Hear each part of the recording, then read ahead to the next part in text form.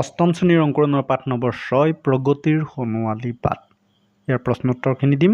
ছাত্ৰ ছাত্ৰীসকল BP Assamese classes চেনেলটোলৈ পুনৰ স্বাগতম। যদি প্ৰথমবাৰৰ বাবে আহিছা তেন্তে লাইক শ্বেয়াৰ ছাবস্ক্ৰাইব কৰিবা আৰু কমেণ্ট কৰিবলৈ নাপাহৰিবা। Thank U. এতিয়া প্ৰশ্নোত্তৰলৈ যাওঁ। এতিয়া পাঠভিত্তিকৰে প্ৰথম প্ৰশ্নত দিছে পাঠটো শুদ্ধ উচ্চাৰণৰ কেইবাবাৰো পঢ়া, তোমালোকে পঢ়িবা বাৰু। তাৰমানে কেলে আত্মসহায়ক গোট কি, স্বাৱলম্বিতা কি, কথাবিলাক জানিবলৈ হ'লে তোমালোকে পাঠটো ভালকৈ পঢ়িব লাগিব। তাৰপিছত 2 নম্বৰ প্ৰশ্ন উত্তৰ দিয়া। ক, হাইস্কুলৰ প্ৰকাণ্ড খেলপথাৰখন লোকে লোকাৰণ্য হোৱাৰ কাৰণ কি? উত্তৰ লিখিবা।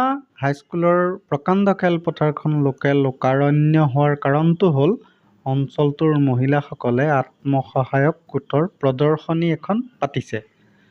এতিয়া লোকে লোকাৰণ্য মানে বহুত জনসমাগম হোৱা, মানে বহুত মানুহ হোৱা। তাৰপিছত 2 নম্বৰ প্ৰশ্নৰ খ, প্ৰদৰ্শনীখন কোনে পাতিছিল? উত্তৰ লিখিবা। প্ৰদৰ্শনীখন অঞ্চলটোৰ মহিলাসকলে পাতিছিল। গ, মানুহে ভিৰ কৰা বিপণীখনত কি প্ৰদৰ্শন কৰা হৈছিল? উত্তৰ লিখিবা। মানুহে ভিৰ কৰা বিপণীখনত এৰী পলু পোহাৰ পদ্ধতি প্ৰদৰ্শন কৰা হৈছিল। এৰী পলুৰ পৰাই এই আমাৰ বয়ন শিল্পটো আছে, মুগা পাট এইবিলাকৰ দেই। ঘ, অঞ্চলটোৰ মহিলাসকলে সৰু সৰু গোটত ভাগ হৈ কি উদ্যোগ গঢ়ি তুলিছে? উত্তৰটো লিখিবা। অঞ্চলটোৰ মহিলাসকলে সৰু সৰু গোটত ভাগ হৈ ক্ষুদ্ৰ ক্ষুদ্ৰ উদ্যোগ গঢ়ি তুলিছে। মানে ক্ষুদ্ৰ উদ্যোগ মানে সৰু সৰু উদ্যোগ। ঙ, স্বাৱলম্বনৰ কাৰণে গঠন কৰা গোটবোৰক কি বুলি জনা যায়? উত্তৰটো লিখিবা। স্বাৱলম্বনৰ কাৰণে গঠন কৰা গোটবোৰক আত্মসহায়ক গোট বুলি জনা যায়। তোমালোকে আত্মসহায়ক গোটৰ শব্দটো শুনিয়ে আছা, গতিকে এইটো ভালকৈ জানি ল'লা আজি। প্ৰথম চ, এই গোটবোৰে উৎপাদন কৰা সামগ্ৰীসমূহ কি কৰা হয়? এই গোটবোৰে মানে আত্মসহায়ক গোটবোৰে উৎপাদন কৰা সামগ্ৰীবোৰ কি কৰা হয়? উত্তৰ লিখা। এই গোটবোৰে উৎপাদন কৰা সামগ্ৰীসমূহ সুলভ মূল্যৰ বিনিময়ত গ্ৰাহকৰ চাহিদা পূৰ কৰা হয়। মানে কম মূল্যৰ বিনিময়ত গ্ৰাহকক মানে গ্ৰাহকে বিচাৰিলে পোৱাকৈ দিয়ে আৰু উপলব্ধ হয়। তাৰপিছত দ্বিতীয় চ, 2001 চনটো কি বৰ্ষ হিচাপে ঘোষণা কৰা হৈছিল?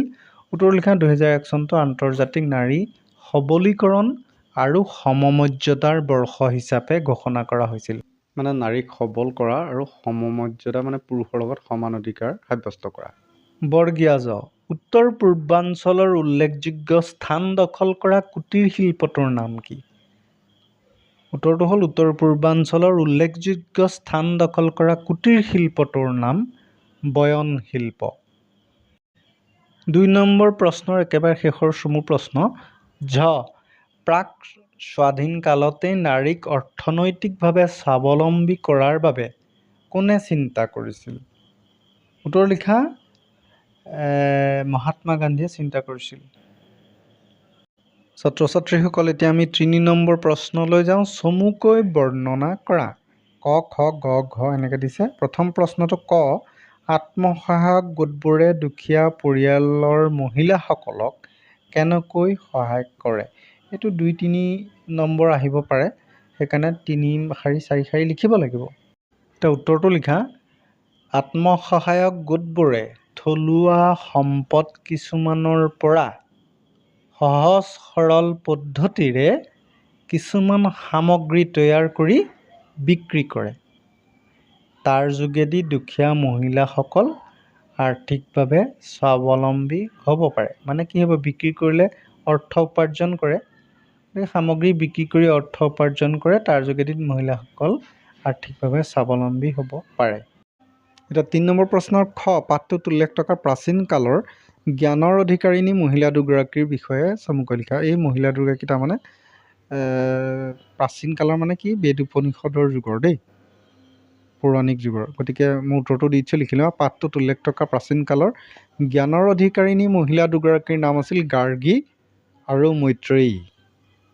বেদ উপনিষদ আৰু বিভিন্ন শাস্ত্ৰত জ্ঞান থকা এই নাৰীসকলে প্ৰাচীন কালত পুৰুষৰ সমানেই বিভিন্ন সভা সমিতি ধৰ্ম বিষয়ক আলোচনাত অংশগ্ৰহণ কৰিছিল।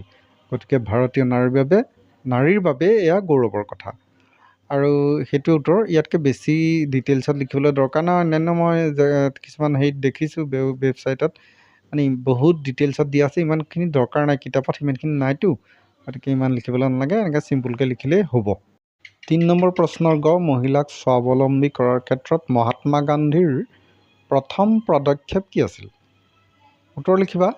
মহিলাক স্বাৱলম্বী কৰাৰ ক্ষেত্ৰত মহাত্মা গান্ধীৰ প্ৰথম পদক্ষেপ আছিল খাদী উদ্যোগ।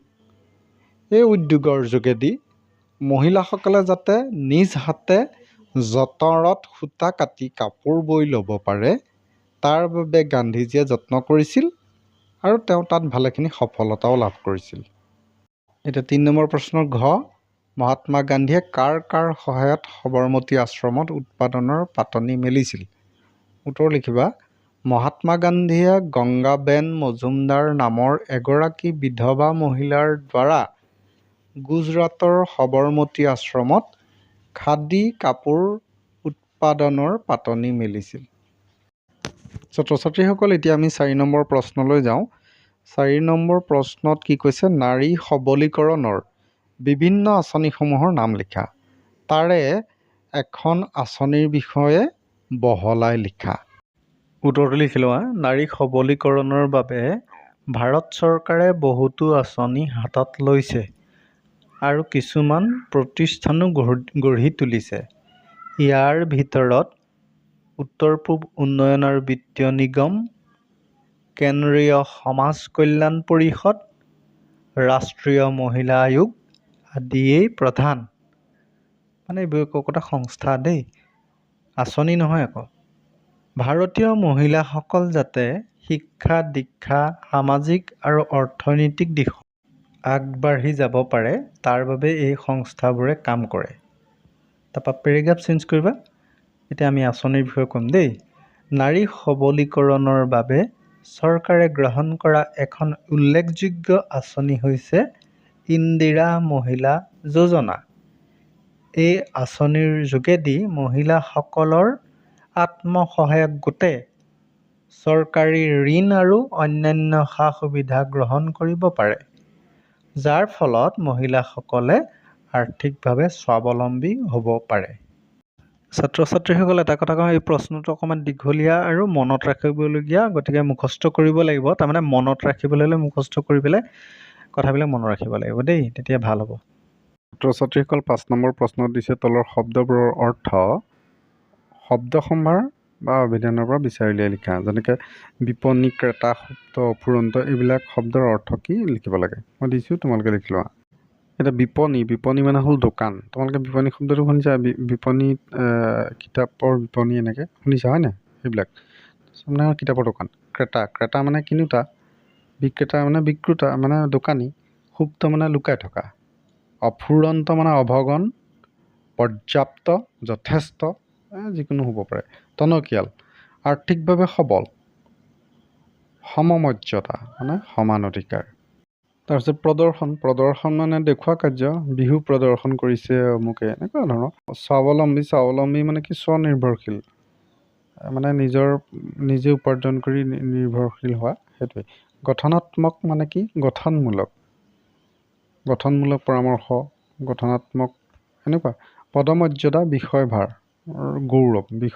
গৌৰৱ, তাৰমানে যিটো বিষয় দিছে তাৰ পদমৰ্যাদা, মানে শিক্ষক এজনৰ পদমৰ্যাদা বা এজন এনেকুৱা ধৰণৰ। পদক্ষেপ মানে ব্যৱস্থা গ্ৰহণ, কিবা এটা পদক্ষেপ গ্ৰহণ কৰিছোঁ আমি, এনেকুৱা।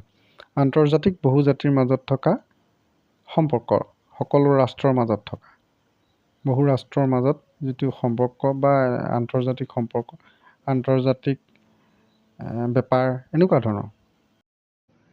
এতিয়া 6 নম্বৰ প্ৰশ্ন। অসমীয়া শিপিনীয়ে কাপোৰত সপোন ৰচিব পাৰে। এই কথাষাৰ কোনে, কেতিয়া আৰু কিয় কৈছিল? 3টা কথা আছে জানানে? কোনে, কেতিয়া আৰু কিয়। উত্তৰ লিখা। অসমীয়া শিপিনীয়ে কাপোৰত সপোন ৰচিব পাৰে। সেইটো উদ্ধকমাৰ ভিতৰত আছে দেই। এই কথাষাৰ মহাত্মা গান্ধীয়ে এবাৰ অসমলৈ আহোঁতে কৈছিল। অসমীয়া শিপিনীয়ে বোৱা কাপোৰ দেখি স্তম্ভিত হৈ মহাত্মা গান্ধীয়ে এই মন্তব্য কৰিছিল। তেনেকৈ লিখিলে ভাল হ'ব। ছাত্ৰ ছাত্ৰীসকল 7 নম্বৰ প্ৰশ্নত কৈছে বুজাই কোৱা আৰু লিখা। ক আত্মসহায়ক গোট আৰু ইয়াৰ কাম কাজ। উত্তৰটো দি দিছোঁ, তোমালোকে লিখি লোৱা। আত্মসহায়ক গোট হৈছে দুখীয়া, পিছপৰা শ্ৰেণীৰ ৰাইজৰ দ্বাৰা গঠিত স্বেচ্ছামূলক গোট। মিলাপ্ৰীতি সহযোগিতাৰে এই গোটবোৰৰ সদস্যই পষেকীয়া বা মাহেকীয়া কিস্তিত ধন জমা কৰি এটা সমূহীয়া পুঁজি জমা কৰে। প্ৰয়োজন হ'লে কোনো অভাৱী সদস্যই তাৰ পৰা সুদ দি ঋণ ল'ব পাৰে। ইয়াৰ পাছৰ পেৰাগ্ৰাফ ছেটছকে আমি কাম কাজবোৰ লিখিম। আত্মসহায়ক গোটৰ উত্তৰ লিখা। আত্মসহায়ক গোটবোৰে থলুৱা পদ্ধতিৰে কিছুমান সামগ্ৰী তৈয়াৰ কৰি বিক্ৰী কৰি আৰ্থিকভাৱে স্বাৱলম্বী হ'ব পাৰে। যেনে বাঁহ-বেতৰ সামগ্ৰী, থলুৱা খাদ্য, বয়নশিল্প, পুতলা আদি তৈয়াৰ কৰা। আত্মসহায়ক গোটবোৰৰ মূল উদ্দেশ্য হ'ল আৰ্থিক উন্নতি আৰু নাৰীৰ সবলীকৰণ আদি। এনেকৈ লিখিলেই হ'ল দেই। ছাত্ৰ ছাত্ৰীসকল, ইয়াৰ পাছত 7 নম্বৰ প্ৰশ্নৰ খ, তাৰ উত্তৰটো মই আগতে তোমালোকক দিয়া 4 নম্বৰ প্ৰশ্নৰ উত্তৰটোৰ সৈতে সম্পূৰ্ণ একেই। গতিকে সেইটো প্ৰশ্নৰ উত্তৰ চাই ল'লেই তোমালোকৰ হৈ যাব। তাৰ পিছলৈ যাওঁ। ছাত্ৰ ছাত্ৰীসকল, গ নম্বৰ প্ৰশ্নত দিছে কি কি কাম কৰি মহিলাসকল স্বাৱলম্বী হ'ব পাৰে। এইটো এটা অকণমান দীঘল প্ৰশ্ন বাৰু, চমুকৈ লিখিলে নহ'ব ইমান। উত্তৰটো লিখা। মহিলাসকল স্বাৱলম্বী কৰি গঢ়ি তুলিবলৈ সমাজৰ স্বীকৃতি আৰু সহযোগিতাৰ প্ৰয়োজন। চৰকাৰে এই ক্ষেত্ৰত বিভিন্ন আঁচনি গ্ৰহণ কৰিছে। দুখীয়া মহিলাসকলে আৰ্থিকভাৱে স্বাৱলম্বী হ'বলৈ বিভিন্ন ধৰণৰ কাম কৰিব পাৰে। যেনে বাঁহ-বেতৰ সামগ্ৰী তৈয়াৰ কৰা, থলুৱা খাদ্য প্ৰস্তুত কৰা, পুতলা বা অন্যান্য লাগতিয়াল সামগ্ৰী তৈয়াৰ কৰি বিক্ৰী কৰা ইত্যাদি।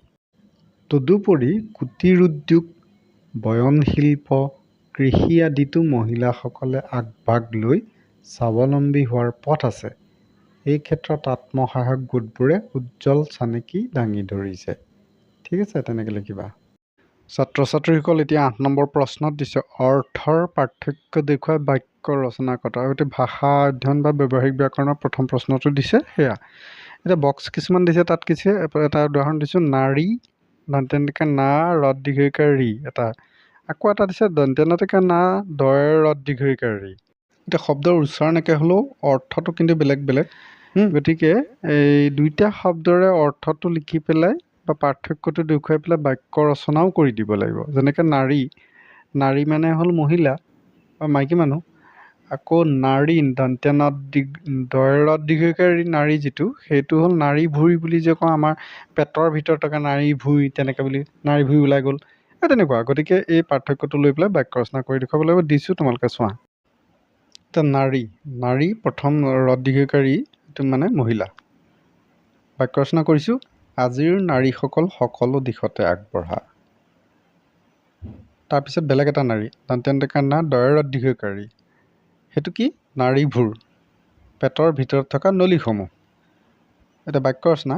নাটকখন চাই হাঁহিত পেটৰ নাড়ী ডাল ডাল হ'ল। ডাল ডাল হ'ল, ডাল এটা দিছে, দুটা দিব লাগিব। আচল মানে প্ৰকৃত, আচল কথাটো এতিয়াহে পোহৰলৈ আহিল। তাৰপিছত আৰু এটা আচল, আৰ ওপৰত চন্দ্ৰবিন্দু, সেইটো হৈছে চাদৰৰ আগ। মাকৰ চাদৰৰ আঁচল ধৰি কেঁচুৱাটোৱে খোজ কাঢ়িছে। তাৰপিছত কি আহিল? লক্ষ্য, লাখ, তাৰমানে লাখ লাখ বুলি যে কয়, হিচাপৰ লাখটো তাৰমানে হাজাৰ লাখ। সভাখনত বহু লক্ষ্য মানুহ উপস্থিত আছিল। লক্ষ্য খৰ্যকাক্ষ, সেইটো মানে উদ্দেশ্য। জীৱনত প্ৰত্যেকৰে এটা লক্ষ্য থকা উচিত। তাৰপিছত আচাৰ, আচাৰ মানে কি? সামূহিক আচৰণ আৰু ৰীতি নাইবা আচাৰ ৰীতি। আচাৰ আছে, বিচাৰ নাই বুলি কথা এটা আছে। দ্বিতীয় শতকে চাৰ, বস্তুৰ আঘাতত উফৰি দূৰত পৰা। বিদ্যুতৰ তাঁৰত লাগি মানুহটো আচাৰ খাই পৰিল। তাৰপিছত কি হ'লে? তাত, দন্ত্যতকে তাত, তাত মানে সৌখিনিত, বস্তুটো তাতে আছে। আকৌ তাঁত, দন্ত্যতকে তাৰ ওপৰত চন্দ্ৰবিন্দু, তাঁত, তাঁতশাল, শিপিনীয়ে তাঁতশালত গামোচা বৈছে। ফাঁকি মানে মিছা কথা, ফাঁকি দিয়া মানুহক কোনেও ভাল নাপায়। ফাঁকি, পদ্যৰ পংক্তি বা চৰণ। এই কবিতা ফাঁকি বৰ শুৱলা। ছাত্ৰ ছাত্ৰীসকলে এই পিছত 9 নম্বৰ দিছে বিপৰীত অৰ্থ বুজোৱা শব্দবোৰ বিচাৰি উলিয়াই লিখিব লাগে। উত্তৰটো দিছোঁ কঠিন কোমল, নবীন প্ৰবীণ, পৰনিৰ্ভৰশীল আত্মনিৰ্ভৰশীল বা স্বনিৰ্ভৰশীল, দুৰ্লভ সুলভ, খৰগতি লেহেমীয়া গতি, পূৰ্ণিমা অমাৱস্যা, অনাধিকাৰ অধিকাৰ, নিন্দা প্ৰশংসা। তাৰপিছত আছে জাগ্ৰত সুপ্ত, ধ্বংস সৃষ্টি, অসম্ভৱ সম্ভৱ। গতিকে এয়া হ'ল বিপৰীত অৰ্থ। তাৰপিছত 10 নম্বৰ দিছে এটা শব্দত প্ৰকাশ কৰা। ক যি আনৰ ওপৰত নিৰ্ভৰ কৰে পৰনিৰ্ভৰশীল, খ যি নিজৰ ওপৰত নিৰ্ভৰ কৰি চলে স্বনিৰ্ভৰশীল বা আত্মনিৰ্ভৰশীল, গ স্থানীয়ভাৱে পোৱা সম্পদ আৰু সাধাৰণ আহিলাৰ সহায়ত ঘৰে ঘৰে গঢ়ি উঠা শিল্প কুটীৰ শিল্প, যি আনক হিংসা নকৰে অহিংসুক, যি নিজৰ স্বাৰ্থৰ কথা চিন্তা কৰে স্বাৰ্থপৰ, প্ৰথম যিজনে নিজৰ ওপৰত বিশ্বাস ৰাখে আত্মবিশ্বাসী। ছাত্ৰ ছাত্ৰীসকল 11 নম্বৰ প্ৰশ্নলৈ যাওঁ। সন্ধি ভাঙা আৰু গঠন কৰা। কত দিছে সন্ধি ভাঙিবলৈ আৰু খত দিছে সন্ধি গঠন কৰিবলৈ। গতিকে আমি কৰখিনি কৰি লওঁ। স্ব যোগ অধীন স্বাধীন, উদ্যোগ নতি উন্নতি, উদ্যোগমত্ত উন্মত্ত, সমহ যোগ কৃত সংস্কৃত। তাৰপিছত জীৱ যোগ অন্ত জীৱন্ত, স্বযোগ অৱলম্বন স্বাৱলম্বন, উদ্যোগঘাতন উদ্ঘাটন, উদ্যোগচাৰণ উচ্চাৰণ। তাৰপিছত কি হৈছে খত দিছে সন্ধি গঠন। পৰাধীন পৰ যোগ অধীন পৰাধীন, উন্নয়ন উদ্যোগ নয়ন উন্নয়ন, সংগীত সম যোগ গীত সংগীত, মহাত্মা মহা যোগ আত্মা মহাত্মা, যথেষ্ট যথা যোগ ইষ্ট যথেষ্ট। এনেধৰণে তোমালোকে শিকি ল'ব।